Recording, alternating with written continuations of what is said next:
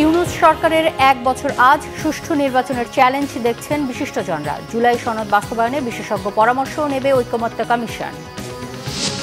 নিত্যপণ্যের বাজারে আবার অস্থিরতা, পেঁয়াজ, মাছ, ডিম, মুরগি, সবজির দাম চড়ছেই, ক্ষোভ ক্রেতাদের। টিউলিপের পর সমালোচনার মুখে বাংলাদেশি বংশোদ্ভূত ব্রিটিশ মন্ত্রী রুশনারা আলীরও পদত্যাগ। তার পরিশ্রমের প্রশংসা প্রধানমন্ত্রী কিয়ার স্টারমারের। দেখছিলেন ক্রাউন সিমেন্ট সংবাদ শিরোনাম। এবারে বিস্তারিত। ডক্টর মোহাম্মদ ইউনূস সরকারের প্রথম বর্ষপূর্তি আজ। রক্তাক্ত এক অপশাসনের পর ছাত্র জনতার অভ্যুত্থানে ফ্যাসিস্ট শেখ হাসিনা পালিয়ে যাওয়ার ৩ দিন পর এই দিনে প্রধান উপদেষ্টা হিসেবে রাষ্ট্রের হাল ধরেন দেশের একমাত্র এই নোবেল লরিয়েট। ছাত্র প্রতিনিধি সহ শপথ নেয় উপদেষ্টা পরিষদও। গত ১ বছরে এই সরকার কতটা পূরণ করতে পেরেছে জনপ্রত্যাশা, সুশাসনে কতটা এগোলো বাংলাদেশ, আরও বিস্তারিত জানাচ্ছেন মুহিবুল্লাহ মুহিব। প্রধানমন্ত্রী পদত্যাগ করেছেন।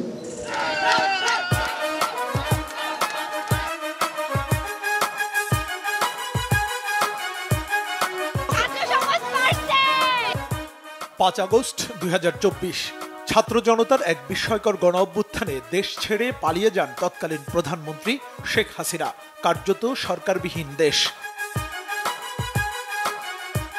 কিন্তু রাজনীতিবিদ আর ছাত্রদের সিদ্ধান্তে অন্তর্বর্তী সরকারের জন্য উঠে আসে ডক্টর মোহাম্মদ ইউনূসের নাম। তখন তিনি ফ্রান্সের রাজধানী প্যারিসে সফর সংক্ষিপ্ত করে ৮ আগস্ট দেশে ফেরেন তিনি। বিমানবন্দরে তাকে স্বাগত জানায় ছাত্র জনতা। সেখানেই তিনি তাৎক্ষণিকভাবে জানান নিজের প্রতিক্রিয়া। এটা আমার কথা যদি না শোনেন আপনারা, তাহলে আমার প্রয়োজন এখানে নাই। আমাকে বিদায় দেন, আমি আমার কাজে থাকি, সেখানে আমি ব্যস্ত থাকি। ৮ আগস্ট রাতে বঙ্গভবনে তাকে প্রধান উপদেষ্টা হিসেবে শপথ পড়ান রাষ্ট্রপতি মোহাম্মদ শাহাবুদ্দিন। শপথ গ্রহণ করিতেছি যে এরপর নতুন এক লড়াইয়ে ডক্টর মোহাম্মদ ইউনূস জাতীয় স্মৃতিসৌধে বৃষ্টিস্নাত শ্রদ্ধায় শুরু করেন রাষ্ট্রীয় দায়িত্ব পালন। কেমন গেল ডক্টর মোহাম্মদ ইউনূস সরকারের ১ বছর? বিশ্লেষকরা তুলে ধরলেন তার সাফল্য আর ব্যর্থতার দিকগুলো। যেহেতু এই সরকারের শাসনের অনভিজ্ঞতা আছে আর কি, সুতরাং একটা অনভিজ্ঞ সরকার আমি বলবো মোটা দাগে ন্যূনতম শাসন আমরা পেয়েছি আর কি। একেবারে পুরো সিস্টেম ভেঙে পড়ে নাই। মানুষের যে প্রত্যাশা ছিল, হ্যাঁ, সেই প্রত্যাশা অনুসারে আসলে শতভাগ হয়নি আর কি। সেটা ধরেন আপনি আমি মনে করি তারা ২৫ ভাগ পর্যন্ত যেতে পেরেছে আর কি, এর বেশি নয়। বিশ্লেষকদের মতে বিপুল পরিমাণ বৈদেশিক ঋণ পরিশোধের পাশাপাশি মূল্যস্ফীতি নিয়ন্ত্রণে সফল হলেও নতুন কর্মসংস্থান তৈরিতে তেমন সফল উদ্যোগ লক্ষ্য করা যায়নি ১ বছরে। হুন্ডি মার্কেটে একটা মন্দা যাচ্ছে, ওই মন্দাটার কারণ তো অর্থ পাচার বন্ধ হয়, কমে যাওয়া। মোটা দাগের যেগুলো অর্থ পাচার হতো এবং যে সমস্ত রাঘব বোয়ালরা এই কাজে ইনভলভ ছিলেন, তাদের মধ্যে অনেকে নিজেরাই পাচার হয়ে গেছে এবং ওখানে যে শূন্যতাটা তৈরি হয়েছে, যেটা আমরা দেখেছি যে বাজারে বা ঘাটে চাঁদাবাজিরও একটা শূন্যতা হয়েছিল জুলাই মাসে, অগস্ট মাসের, কিন্তু সেটা খুব দ্রুত পূরণ হয়ে গেছে। এই সময়টায় নানা দাবি দাওয়া নিয়ে বিভিন্ন মহলের আন্দোলন আর তথাকথিত মব জাস্টিস সরকারের উপর বাড়তি চাপ সৃষ্টি করে। আগামী বাংলাদেশ কেমন হবে তার রূপরেখা নির্ণয়ে গঠিত হয় বেশ কয়েকটি কমিশন। সব মিলিয়ে জাতীয় ঐকমত্য কমিশন গঠন হয় সংবিধান সহ দেশের শাসন, বিচার ও আইনের ক্ষেত্রে সংস্কার আনার উদ্দেশ্যে। দেশে বিদেশে নানা ষড়যন্ত্রের মুখোমুখি হন ডক্টর মোহাম্মদ ইউনূস। ভারতের রহস্যজনক ভূমিকা সত্ত্বেও দেশটির প্রধানমন্ত্রী নরেন্দ্র মোদীর সাথে দ্বিপাক্ষিক বৈঠক করেন ব্যাংককে। জাতিসংঘ অধিবেশনে যোগদান আর চীন ও জাপান সফরের মতো কার্যক্রম চালিয়ে আন্তর্জাতিক সমর্থনের পাল্লা ভারী করেন তিনি। একটা প্রতিযোগিতামূলক ও শক্তিশালী অর্থনীতি এবং ন্যায়ভিত্তিক সমাজ ব্যবস্থা গড়ে তোলায় এই মুহূর্তে আমাদের মূল লক্ষ্য। সবচেয়ে বড় দায়িত্ব অর্থাৎ নির্বাচন আয়োজনের ব্যাপারে তিনি ঘোষণা দেন গত বছরের বিজয় দিবসের প্রাক্কালে জাতির উদ্দেশ্যে দেয়া ভাষণে। সংস্কার ও নির্বাচনের প্রস্তুতি একই সঙ্গে চলতে থাকবে। পরবর্তীতে লন্ডনে বিএনপির ভারপ্রাপ্ত চেয়ারম্যান তারেক রহমানের সঙ্গে বৈঠকে নির্বাচন ফেব্রুয়ারিতে আনার ব্যাপারে সম্মতি দেন তিনি। সবশেষ 5 আগস্ট রাতে জাতির উদ্দেশ্যে দেয়া ভাষণে নির্বাচনের প্রায় সুনির্দিষ্ট তারিখ ঘোষণা করেন ডক্টর মোহাম্মদ ইউনূস। আগামী রমজানের আগে 2026 সালের ফেব্রুয়ারি মাসে জাতীয় নির্বাচন অনুষ্ঠানের আয়োজন করেন। ডক্টর মোহাম্মদ ইউনূস সরকারের আরেকটি আলোচিত কাজ হচ্ছে একই দিনে ছাত্র জনতার কাঙ্ক্ষিত সেই জুলাই ঘোষণাপত্র ঘোষণা করেন জাতীয় সংসদের দক্ষিণ প্লাজায়। 5 আগস্ট 2024 সালে গণঅভ্যুত্থানে বিজয়ী বাংলাদেশের জনগণের আকাঙ্ক্ষার প্রতিফলন হিসেবে এই ঘোষণা প্রণয়ন করা হলো। সবশেষ বৃহস্পতিবার উপদেষ্টা পরিষদের বৈঠকে ডক্টর মোহাম্মদ ইউনূস জানান, সরকারের দ্বিতীয় ধাপ শুরু হয়েছে, আর তা হলো সুষ্ঠু ও অবাধ নির্বাচন আয়োজন করা।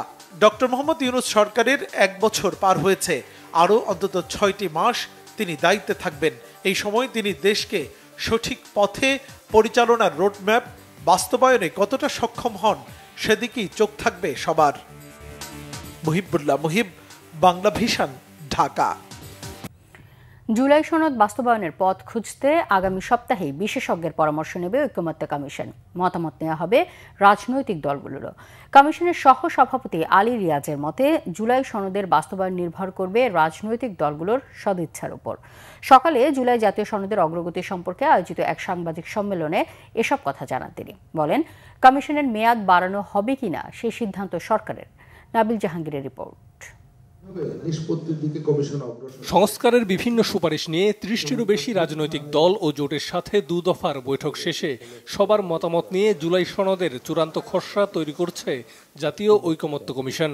এই বিষয়গুলো নিষ্পত্তি করেই আমরা এই পর্বের সমাপ্তি টানব। শুক্রবার সকালে সংসদ ভবনের এলডি হলে জাতীয় সনদের বাস্তবায়ন, অগ্রগতি ও নানা বিষয়ে সাংবাদিকদের অবহিত করতে সংবাদ সম্মেলন আয়োজন করে ঐকমত্য কমিশন। জানায়, 2 দফার আলোচনায় একমত হওয়া বেশ কিছু সিদ্ধান্ত বাস্তবায়নের পথে রয়েছে। দ্বিতীয় পর্যায়ে আলোচ্য 20টি বিষয়ের মধ্যে নোট অফ ডিসেন্ট বা ভিন্নমত পড়েছে 9টিতে। নির্বাচন ব্যবস্থার সংস্কার সংক্রান্ত কিছু প্রস্তাব আসুক, কিছু প্রস্তাব দীর্ঘমেয়াদে করার কথা বলা হয়েছে। সেই বিবেচনার থেকেই কিছু কিছু প্রস্তাব যেগুলো আমরা দিয়েছি নির্বাচন ব্যবস্থা সংস্কার কমিশনের পক্ষ থেকে দেওয়া, তার কিছু কিছু বাস্তবায়িত হচ্ছে। ফলে আমরা আশা করছি যে ইতিমধ্যে যে সমস্ত সংস্কার পদক্ষেপ নেওয়া প্রয়োজন সেগুলো কমিশনের পক্ষ থেকে নেওয়া হচ্ছে। আমরা এই বিষয়ে আশা রাখতে চাই। সনদ স্বাক্ষরের পর তা কিভাবে বাস্তবায়ন করা হবে সেই জটিলতা দূর করতে আগামী সপ্তাহে বিশেষজ্ঞদের পরামর্শ নেবে কমিশন। এরপর মতামত নেওয়া হবে রাজনৈতিক দলগুলোরও। ঐকমত্যের ভিত্তিতে রচিত এবং প্রত্যাশিত স্বাক্ষরিত সনদের বাধ্যবাধকতা নিশ্চিত করা এবং বাস্তবায়নের পদ্ধতি কি হবে তা রাজনৈতিক দলগুলোর সঙ্গে আলাপ আলোচনার মাধ্যমে নির্ধারণ করা দরকার। সেই লক্ষ্যে কমিশন এই বিষয়ে বিশেষজ্ঞদের সঙ্গে আগামী সপ্তাহে আলোচনা করবে। ওই আলোচনার আলোকেই রাজনৈতিক দলগুলোর সঙ্গে পরবর্তী পর্যায়ের আলোচনায় বসবে কমিশন। আমরা আশা করি যে এই প্রক্রিয়ায় স্বল্প সময়ের মধ্যেই একটি উপযুক্ত সিদ্ধান্তে পৌঁছানো সম্ভব হবে। জুলাই সনদ কবে বাস্তবায়ন হবে তা রাজনৈতিক দলগুলোর সদিচ্ছার উপর নির্ভর করছে বলে জানিয়েছেন আলী রিয়াজ। সরকার চাইলে কমিশনের মেয়াদ বাড়াতে পারে বলেও মন্তব্য করেন তিনি। সরকারের পক্ষ থেকে যদি মনে হয় যে এই কমিশনের মেয়াদ বাড়ানোর প্রয়োজন, আশা করি সরকার সেটা বিবেচনা করে দেখবে। নাবিল জাহাঙ্গীর, বাংলা ভিশন, ঢাকা। বিএনপির স্থায়ী কমিটির সদস্য হাফিজ উদ্দিন আহমেদ বলেছেন, নির্বাচন পদ্ধতি পরিবর্তনে বিএনপি কোনো যুক্তিযুক্ত কারণ দেখে না। নির্বাচন বিলম্বিত করতেই কিছু দল সংখ্যানুপাতিক বা পিআর পদ্ধতির কথা বলছে। জাতীয় প্রেস ক্লাবে এক সভায় মেজর হাফিজ বলেন, আওয়ামী লীগ নিজেদের শাসন ব্যবস্থা পাকাপোক্ত করতে হত্যা, গুম, খুন সহ এক বিভীষিকাময় রাজত্ব কায়েম করেছিল। তাদের নেত্রী মুখে সুন্দর সুন্দর কথা বললেও লুটপাটে বিশ্ব রেকর্ড করে গেছেন। সাধারণ মানুষ ভোটের বাক্সের কোনো নাগালও পায়নি। দুঃশাসনের বিরুদ্ধে ছাত্র জনতার গণঅভ্যুত্থানে হাসিনাকে দেশ ছেড়ে পালাতে হয়েছে। মেজর হাফিজ বলেন, বিএনপি আন্দোলন করেছে ক্ষমতায় যাবার জন্য নয়, জনগণের ভোটাধিকার প্রতিষ্ঠার জন্য। অন্তর্বর্তী সরকারের প্রধান উপদেষ্টা নির্বাচন অনুষ্ঠানের কথা বলেছেন। তিনি আশা করেন জনগণের রায়ের উপর সকল রাজনৈতিক দল আস্থা রাখবে। নির্বাচন কমিশন রাজনৈতিক দলের সাথে না বসে গণপ্রতিনিধিত্ব আদেশ, আরপিও, রাজনৈতিক দল ও প্রার্থীদের আচরণ বিধিমালা নিয়ে সিদ্ধান্ত নিয়েছে বলে মন্তব্য করেছেন বিপ্লবী ওয়ার্কার্স পার্টির সাধারণ সম্পাদক সাইফুল হক। এসব বিষয়ে সিদ্ধান্ত নেওয়ার আগে রাজনৈতিক দলের সাথে আলোচনা করা উচিত ছিল বলে মত তার। সেগুনবাগিচা সংহতি মিলনায়তনে আলোচনা সভায় সাইফুল হক বলেন, জুলাই ঘোষণাপত্র তৈরিতে লুকোচাপা করেছে অন্তর্বর্তী সরকার। তাই প্রতিবাদ হিসেবে দাওয়াত পাওয়ার পরেও বিপ্লবী ওয়ার্কার্স পার্টি জুলাই ঘোষণাপত্র পাঠের অনুষ্ঠানে যায়নি। বলেন, প্রধান উপদেষ্টার ভাষণের পর নির্বাচন নিয়ে জনসাধারণ ও রাজনৈতিক দলগুলোর অনাস্থা দূর হয়েছে। তবে এই দ্বিতীয় ধাপে অন্তর্বর্তী সরকারের কাজ হবে সব বিতর্ক থেকে বেরিয়ে আসা। বিতর্কিতদের উপদেষ্টা পদ থেকে বাদ দিয়ে নতুন উপদেষ্টা নেয়ার আহ্বান জানান সাইফুল হক।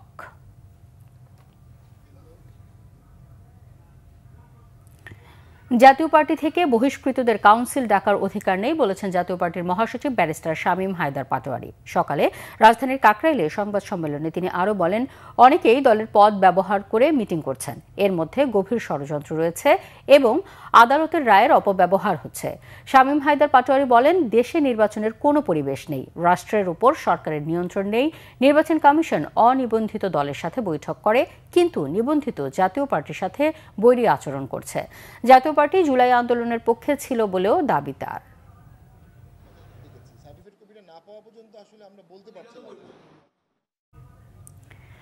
প্রসঙ্গ আন্তর্জাতিক। সমালোচনার মুখে পদত্যাগ করেছেন বাংলাদেশি বংশোদ্ভূত ব্রিটিশ মন্ত্রী রুশনারা আলী। পদত্যাগপত্র গ্রহণ করে মন্ত্রী হিসেবে রুশনারার অবদান আর পরিশ্রমের প্রশংসা করেছেন প্রধানমন্ত্রী কিয়ার স্টারমার।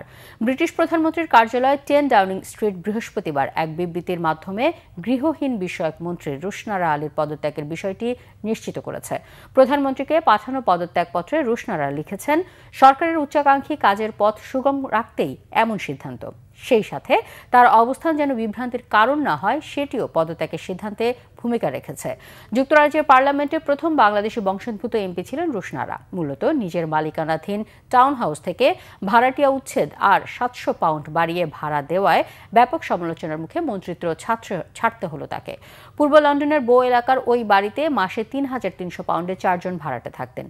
চুক্তি শেষ হওয়ায় গত বছরের নভেম্বরে 4 মাসের নোটিশে বাড়ি ছাড়তে বলা হয়। পরে বাড়িটি মাসে 4,000 পাউন্ড ভাড়ায় আবার তালিকাভুক্ত করা হয়, যা আই পেপার ফাঁস করে দিয়ে বিশেষ প্রতিবেদন প্রকাশ করেছে। গত বছর লেবার পার্টির রুশনারা বাংলাদেশে অধ্যুষিত লন্ডনের টাওয়ার হ্যামলেটসের বেথনাল গ্রিন ও স্টেপনি আসন থেকে 5মবার নির্বাচিত হয়েছিলেন। বাংলাদেশে আওয়ামী লীগ সরকারের সাথে দুর্নীতির সংশ্লিষ্টতার অভিযোগ মাথায় নিয়ে গত 14 জানুয়ারি সিটি মিনিস্টারের পদ ছেড়েছেন লেবার পার্টির বাংলাদেশি বংশোদ্ভূত আরেক এমপি টিউলিপ সিদ্দিকী। পর্যাপ্ত সরবরাহ থাকলেও বাজারে 15 থেকে 20 টাকা বেড়েছে পেঁয়াজের দাম, বেড়েছে ব্রয়লার মুরগি আর ডিমের দামও। শুক্রবার কারওয়ান বাজারে পাইকারি পেঁয়াজের আড়তে পাবনার দেশি পেঁয়াজ বিক্রি হচ্ছে 70 থেকে 72 টাকা কেজিতে, আর খুচরায় বিক্রি হচ্ছে 80 টাকা। 15 দিনের ব্যবধানে মিনিকেট চালের কেজি 3 থেকে 5 টাকা বেড়ে বিক্রি হচ্ছে 80 টাকায়। একই সাথে সপ্তাহের ব্যবধানে 15 টাকা বেড়ে ব্রয়লার মুরগি বিক্রি হচ্ছে 170 টাকায়। ডিমের ডজন 135 টাকা। বৃষ্টির কারণে সবজির দাম বাড়তি হাঁকছেন ব্যবসায়ীরা। এতে নিত্যপণ্যের দাম নিয়ে ভোক্তাদের সন্তুষ্টি কমতে শুরু করেছে। শিগগিরই রংপুরে চীনা হাসপাতালের কাজ শুরু হবে বলে জানিয়েছেন চীনের রাষ্ট্রদূত ইয়াও ওয়েন। বাংলাদেশি রোগীদের চীনের হাসপাতালে চিকিৎসা দেওয়ার পাশাপাশি স্বাস্থ্য খাতে তার দেশ জয়েন্ট ভেঞ্চারে কাজ করতে চায় বলে জানান। স্বাস্থ্য উপদেষ্টা নূরজাহান বেগম বলেছেন, বাংলাদেশের চিকিৎসা ব্যবস্থায় এআই ও রোবোটিক প্রযুক্তি ব্যবহারে চীনের সহায়তা চেয়েছেন। রিপোর্ট করছেন ইমরুল কায়েস। রাজধানীর একটি হোটেলে দিনব্যাপী অনুষ্ঠিত হয় চীন বাংলাদেশ স্বাস্থ্য ও চিকিৎসা উন্নয়ন প্রদর্শনী। এতে অংশ নেয় চীনের 10টিরও বেশি শীর্ষস্থানীয় হাসপাতাল। প্রদর্শনীতে রোগীদের জন্য উন্নত চিকিৎসা সেবা দিতে অনসাইট ও online consultation, visa invitation letter ও প্রসেসিং, অনুবাদ সেবা এবং বিমানবন্দরে পিক আপ সুবিধাসহ বিভিন্ন সহায়তার কথা তুলে ধরা হয়। অনুষ্ঠানের প্রধান অতিথি স্বাস্থ্য উপদেষ্টা নূরজাহান বেগম বলেন, বাংলাদেশের চিকিৎসা সেবার আধুনিকায়নে চীন নানাভাবে সহায়তা করছে। যেটা আমরা চাইলাম, হেল্প আমরা চাইলাম, ওনারা সেভাবে আমাদেরকে বাংলাদেশ স্পেশালাইজড হাসপাতালে সে রোবোটিক 62টা রোবোটিক ফিজিওথেরাপি করার জন্য দিয়েছেন। তার মধ্যে 16টা এআই আর বাকিগুলো হাই টেকনোলজি। তারা আমাদেরকে ট্রেনিংটাও দিয়ে দিচ্ছে। অলরেডি 27 জনকে তারা আমাদের ট্রেনিং দিয়েছে এবং আরও 15 জনের কথা আমরা বলেছি। চীনের রাষ্ট্রদূত ইয়াওয়েন বলেন, স্বাস্থ্য সেবা খাতে বাংলাদেশ চীন সহযোগিতার দ্বার উন্মুক্ত হয়েছে। সামনের দিনগুলোতে এ সহযোগিতা আরও বাড়বে বলে জানান তিনি। রংপুরে চীনা হাসপাতাল স্থাপিত হলে উত্তরবঙ্গের পাশাপাশি সারা বাংলাদেশের মানুষ উন্নত চিকিৎসা সেবা পাবে। এমনকি ভারতের লোকজনও এখান থেকে চিকিৎসা নিতে পারবে। খুব শিগগিরই এর কাজ শুরু হবে।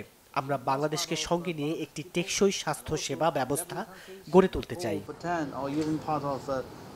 Belt and road health care Dhaka সেন্টারের আয়োজনে চীনের এ স্বাস্থ্যসেবা প্রদর্শনী অনুষ্ঠিত হয়। ইমরুল কায়েস, বাংলাভিশন, ঢাকা। গাজীপুরে সাংবাদিক তুহিন হত্যার ঘটনায় ২০ থেকে ২৫ জনকে আসামি করে মামলা হয়েছে। শনাক্ত করা হয়েছে কয়েকজনকে।